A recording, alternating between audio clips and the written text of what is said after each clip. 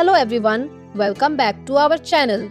Today we uncover the incredible true story of Salah ud-Din, a warrior of Islam whose honor earned the respect of even his enemies. Stay with us. This is a story history will never forget. Salah ud-Din, hero of Islam, scourge of the Crusaders, opening hook history, remembers conquerors for how much land they took, but only a rare few are remembered for how they treated the defeated.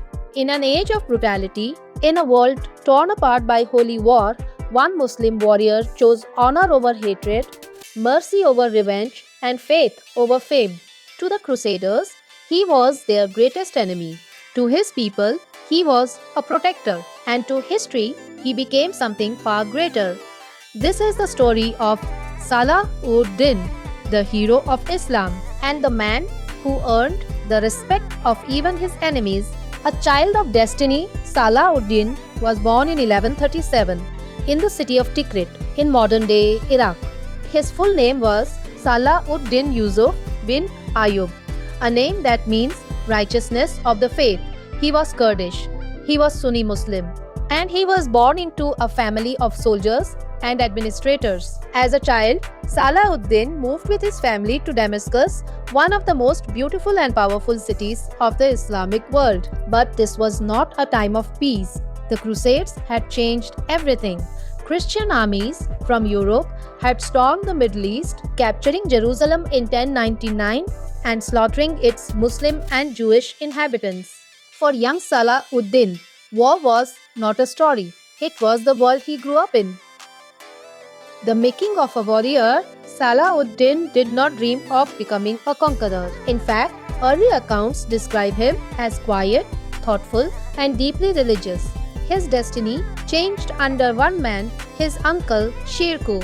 Shirkuh was everything Salah ud-Din was not: rough, fearless, ruthless, one of the greatest generals of the Muslim world. When Egypt became the center of a deadly power struggle between Crusaders and Muslim rulers, Shirkuh marched south, and Salah ud-Din went with him. What happened next shocked everyone. Shirkuh conquered Egypt, then suddenly died, and the responsibility fell on Salah ud-Din, a man in his early 30s, surrounded by enemies, ruling a land that did not trust him. Most believed he would fail. They were wrong. From vizier to sultan, Salah ud-Din faced assassination attempts, rebellions, Crusader invasions. Yet he survived them all. In 1171, Salah ud-Din made a decision that changed history. He ended the Shiite Fatimid Caliphate and restored Sunni rule in Egypt. The Ayyubid dynasty was born. Salah ud-Din did not rule through fear. He ruled through discipline, faith, and loyalty. He lived simply. He prayed regularly. He gave away wealth freely. But his greatest challenge still lay ahead. To the north stood Syria. To the west stood the Crusader states. And at the heart of it all stood Jerusalem.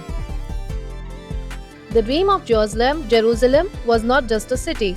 To Muslims, it was sacred, the place of the Prophet Muhammad's ninth journey. To Christians, it was holy ground. To Salah ud-Din, it was a trust from God. For years, Salah ud-Din patiently united Muslim lands through diplomacy, through marriage, through war when necessary. By 1186, Egypt and Syria stood under one banner. The time had come. The Battle of Hattin. In the summer of 1187, Salah ud-Din made his move. The Crusader army marched into the desert under the burning sun, without water, harassed from every direction. Salah ud-Din controlled the terrain, the water, the moment. On July 4, 1187, near the horns of Hattin, the Crusader army collapsed. Their knights were destroyed, their king was captured. Their most sacred relic, the true cross, was lost. It was the greatest Muslim victory of the Crusades, and the road to Jerusalem lay open. Mercy in Jerusalem. When Salah ud-Din approached Jerusalem, fear filled the city. Everyone remembered what happened in 1099 when Crusaders massacred tens of thousands. They expected revenge. Instead, Salah ud-Din chose mercy. On October 2nd, 1187, Jerusalem surrendered. There was no massacre, no bloodbath. Christians were allowed to ransom themselves. The poor were freed. Holy sites were protected. Salah ud-Din had conquered Jerusalem, but he conquered hatred even more. Even Christian historians were stunned. The Third Crusade, Europe responded with fury. Kings marched east. Philip of France, Frederick Barbarossa, and Richard the Lionheart of England. Richard and Salah ud-Din fought fiercely, yet respected each other deeply. They exchanged gifts, daughters, messages.